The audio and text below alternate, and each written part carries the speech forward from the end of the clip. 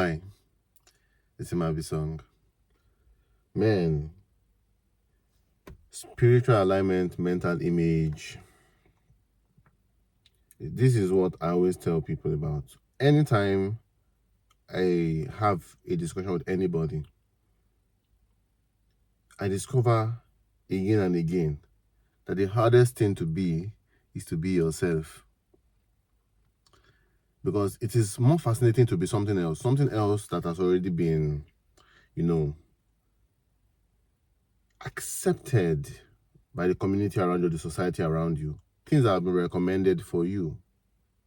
When we were growing up, it was very easy for us to tell our parents that wanted to be doctors, wanted to be engineers. It made a lot of sense to say that. And for some people like me who said, I want to be an artist, yes, we got some encouragement, but many people said, no, I reject it for you in Jesus' name. You will be a doctor. Claim engineer. Like, why the fuck do you want me to claim engineer? I don't want anything like that. Many people being pushed to the science class because people in that class are unserious or do not get good jobs. And you see, they were really right to some level because they understood the world they were in. But what they were doing to us is to make us more comfortable being something else, playing dress up than being ourselves. So that's why it's so difficult, because it is not fascinating for a lot of people to be themselves. And one of the reasons, first of all, is this one I mentioned. But another reason is that you have not done what they call self-befriending. You have not befriended yourself. You have not befriended yourself. It's difficult for you to expect other people to befriend you or your real self. So most people are going to hide their real self. They will not push their real self forward. They will not be themselves. They will not speak about where they are in the journey that they have in life. They would always, try to do some sort of make-believe. And they do that because they have not befriended themselves. You are not friends with yourself. You do not even trust yourself, enough to be something that you want to sell out to people. Belief, if you don't believe something, you can't sell it to other people to believe it too. That's just it. You see, it's a lot safer option to not be yourself. I mean, it's secure. People don't get to see the vulnerable side of you. But at the same time, you don't really get to open connection with people. Now, the first step in image building that I have always thought about is spiritual alignment or self-befriending. You have to know what it is, that your spirit is yearning to push out. The truth is that when it comes to strength and actualizing the things you want in life, some things are just more difficult to do than some others, because some just simply align with you. And if you can find a way that you can get paid for the things that easily align with you, you can build a career where you are one of the best in the world. I always say there's no need for me to do anything that I don't have the ability to be one of the best in the world at. Why? It's a waste of my time. It's a waste of God's, investment in my life, so to speak. It's a big waste of that space. Everybody has a vacuum in life that you're meant to fill, and you're not, aligning with your strengths or aligning with an expression of your purpose. You find out that space is left unfilled. I know that this message I'm giving right now is going to touch someone and going to help somebody in a good way. And imagine I stayed away from this and followed something else that was not in line with my person. There would never be a person like me. So if people can understand that idea that there will never be a person like you, it is a lot easier, right? It's a lot easier to move on, as being yourself. There's nobody like you. We always, looking for something to copy, someone to copy. And as much as copying is not bad, because every creative person is a good copier, what you get to see is that there's a lot of creativity around you. What that should do to you is to inspire you to also dig in for your own creativity, have your own touch to it. Whatever I learn, I always put my own twist and my own touch to it. There's some vibe for how Bissong reasons certain things. I have discovered now that I do not need to reason things exactly the way every other person reasons it. So when we are having a discussion here, one thing I notice people are always run away from is the conflict. You don't want a conflict of ideas. You want it to be the case that when you're having a discussion with people, you are in agreement. But the truth is that the beauty of not having agreement is to be chased more than wanting agreement. Now, I would like to put it this way. You have to have an agreement of disagreeing. As some people, they say, let us agree to disagree. It's an agreement of disagreements. I know that there are certain things I think about religion that many people do not, align with, but they are my friends. I do not need to, have, a fight with them. But at the same time, I appreciate the very fact that we have different views. That reenacts, it even accentuates the very fact that we are not the same person. It tells me more and more that, bro, you are not the same person, with this guy. You are not even supposed to reason the same way. I'm so happy about that I have, a different way I can see certain things. My perspective to a lot of things are different. It is important. So you have to befriend yourself. Who are you truly at the core? You have to defend that guy. I know that I'm a person that is not so agreeable. People who are like me need somebody that they can align with who is just like them. If I decide to adopt another behavior or character, that is different from the one that I've innately been meant to be, what will happen is that I will never be able to find my tribe. I'll never be able to find people that align with me, that understand me, and also are looking for me. So conformity is going to kill you. So a lot of times we need to go back to the source and ask certain questions. And one of them that I always say people should ask is, when I was a child, when I've not encountered fear and shame, because whether we like it or not, fear and shame are non-existent when we are born. We're not born with fear, we're not born with shame. We encounter it as we grow on. And yes, there are a lot of things that I'm more conscious about now that I wasn't conscious of as a child. And, living through life, learning certain things in our society has robbed me of that beauty, that is void of fear and shame. A child is walking and a child falls. A child is trying to walk. I say sometimes, I say, if a child had fear and shame, no child will be able to walk. It takes braveness to do something you have not done before. So a child who was born without the ability, in quote, to walk, begins to walk, right? And is walking, it falls down, trial and error. It falls down, that's the failure. It looks back, and everybody is doing their normal thing. It will get up and move on. But the moment people start saying, hey, the child has fallen, the child begins to cry. Because at that point in time, he's experiencing your own fear, not his own. But he's learning from you to fear certain things. And you see, many times, many things that we have about how we want to be perceived, is just basically because of this fear that's been imputed in us as children. Now, you have to go back to that point. Before all of this fear, what were the things that made you you?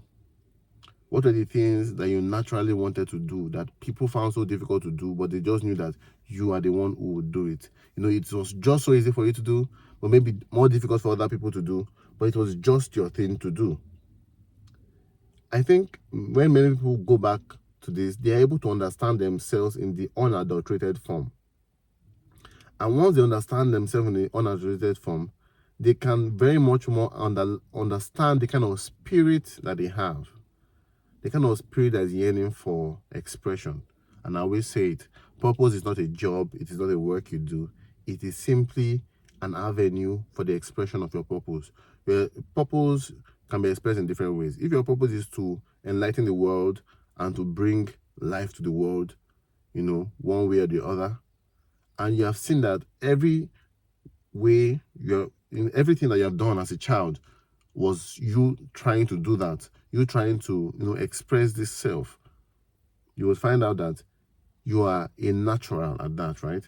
And developing on that skill or developing on that talent, and bringing skills that can support the actualization or the expression of that purpose, which you have already been exuding, even with in the crudest of ways as a child. Once you understand that, and start working to polish that side of you, you'll find that, one, it is so easy for you, and work is play. You find out that people find the things that you can easily do so difficult to do, and you find yourself at a point whereby, wow, I am just this good and it's so easy. Is this so easy to be this good? You also find out that people are willing to pay you, because right now it is no longer just talent. It's something you have brushed up, and you have brushed it up in a place where people can actually see a need to actually, give you fortune in exchange for the things that you know, or the things that you can do, or the thing that you are. In fact, that is the word, the thing that you are. So in image building, we talk about appearance, behavior, and communication as the ABC of image. But every other ABC rests heavily, rests on spiritual alignment and self-befriending. If what you're trying to project to the world is in conflict with who you truly are, you're going to find a lot of issues. So you are playing dress up good. Image is everything. I like the idea of public image, and I teach it a lot. I teach about personal branding. But a lot of people, forgive me, I've been experiencing some cold.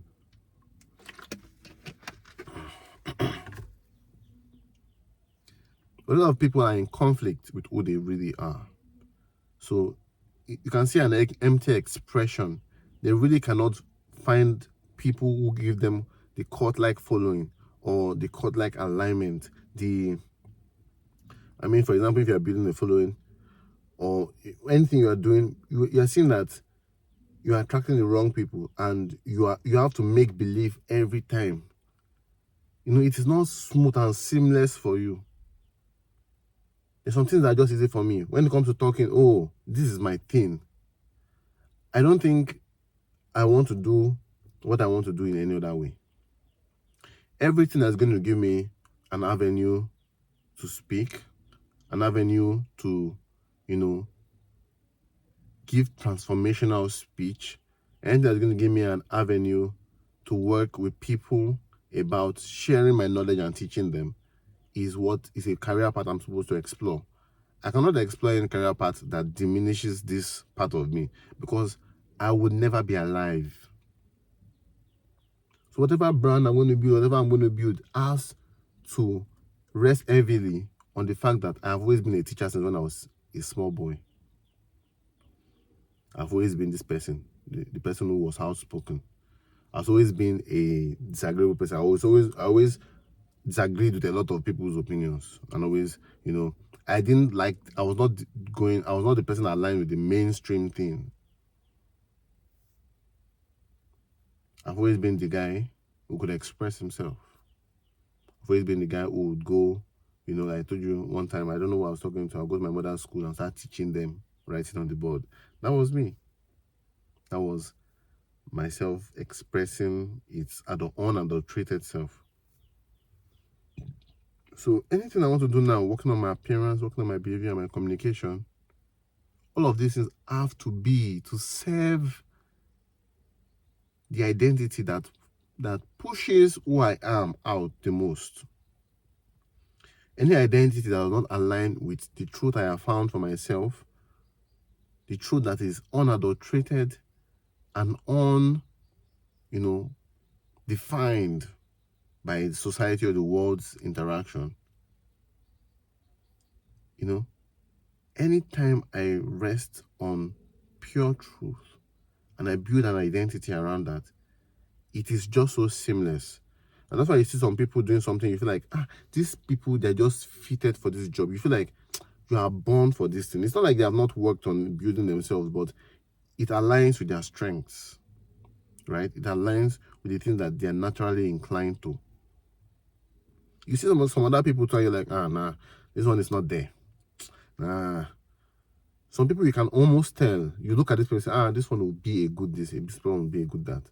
You can almost tell that this is their space. And that's just it. For some people, yes, these certain spaces are meant for them.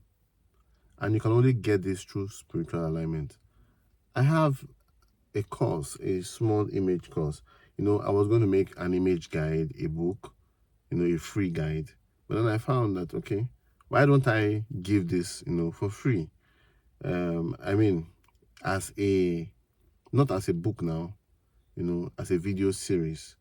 We're going to be doing this, but even more, we're going to be doing, more deeper explanations, on my WhatsApp channel.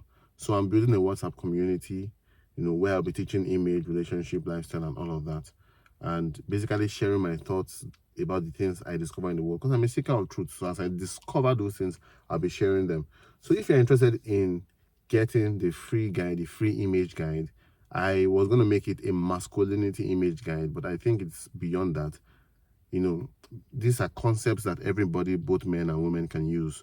So if you're interested, it will be beautiful that you join the WhatsApp community.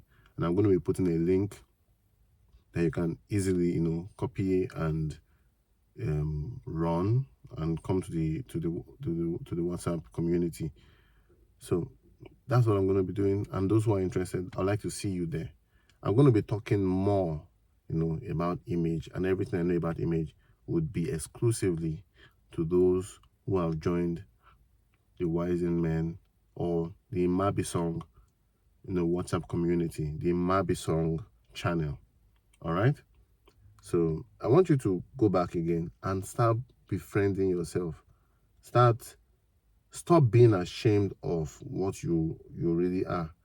Those things that are, that are your quirkiness, that are you, that are not any other person.